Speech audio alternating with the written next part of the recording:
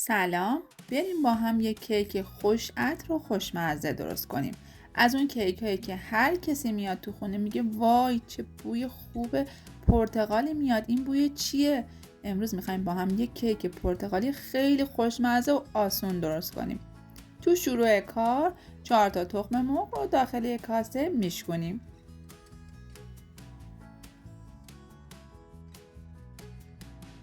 برای از بین بردن بوی تخم مرغ بهش وانیل اضافه میکنیم و همینطور دو قاشق غذاخوری رنده پوست پرتقال. پوست پرتقال این کیک رو خیلی خوش عطر میکنه. از قسمت نارنجیش استفاده کنید و قسمت سفید پوست پرتقال رو اصلا داخلش نریزین که کیکتون رو تلخ میکنه. این پوست پرتقال هم کیکتون رو خوش رنگ میکنه و هم عطر و طعمش رو که بی‌نظیر میکنه. حالا خودتون یک بار درست کنین، متوجه عطر و طعم خوب این کیک میشین. شکر رو اضافه میکنیم و با دور تند همزن انقدری میزنیم تا رنگش سفید و کرمی بشه.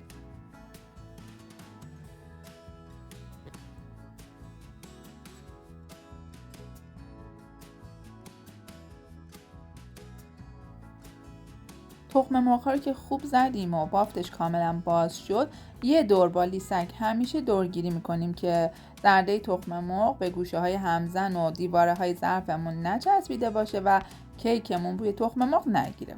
دوست خوبم، شما اگر عاشق آشپزی و قنادی و کلا غذاهای خاص هستین یادتون نره که حتما کانال رو سابسکرایب کنید.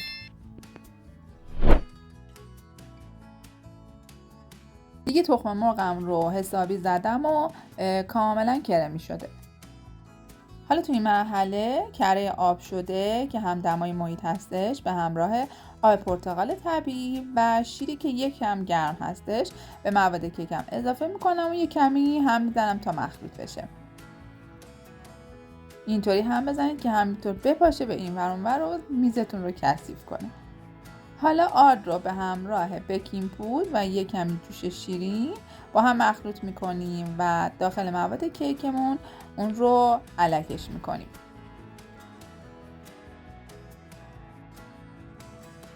با لیسک به آرومی و به حالت دورانی مواد کیک رو مخلوط میکنیم تا آرد کاملا باز بشه و گلوله های داخل مواد کیکمون باقی نمونه. توی مرحله میتونید از همزن استفاده کنید و با دور کند همزن مواد کیک رو هم بزنید تا کاملا بافتش یک دست بشه.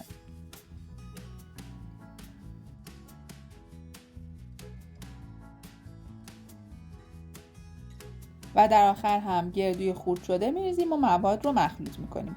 فرمون رو هم که در ابتدای شروع کار با دمای 180 درجه روشن کردیم دیگه حسابی داغ شده.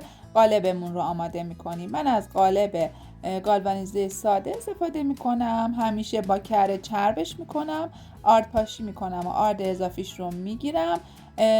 تو مرحله ای که دارم مواد کیک رو آماده میکنم قالب رو داخل یخچال میذارم و در آخر کار از قالبم استفاده میکنم. اینطوری اصلا مواد کیک به هیچ قالبی نمیچسبه و به راحتی جدا میشه. کیک رو داخل فر میذارم. فر من برقی هستش. المنت پایین با فن رو روشن میکنم. بعد از حدود 40 تا 45 دقیقه چک میکنم با سیخ چوبی. اگر مواد کیک به سیخ چوبی نچسبید کیک ما آماده است. اون رو روی توری خنک کننده برمیگردونم. ببینید به راحتی قالب از کیک جدا میشه و یک کیک عالی و سالم رو تحویل میگیریم. کیک من خیلی خوش رنگ شده. عطرش رو که دیگه نگم براتون، همه جا رو بوی پرتقال برداشته.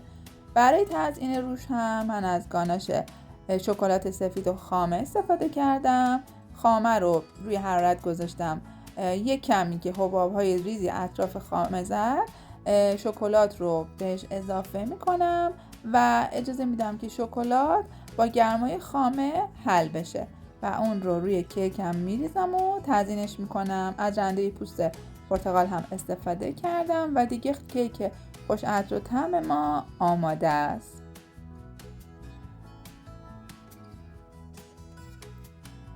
کیک پرتقال به خاطر داشتن آب پرتقال و همینطور زست پرتقال عطر و طعم خیلی عالی داره. درست کردنش هم که خیلی راحت بود. حتما تو خونه درستش کنین و با عزیزانتون نوش جان کنین.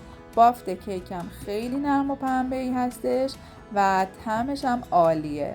امیدوارم این آموزش رو دوست داشته باشین. منتظر کامنت های قشنگتون هستم.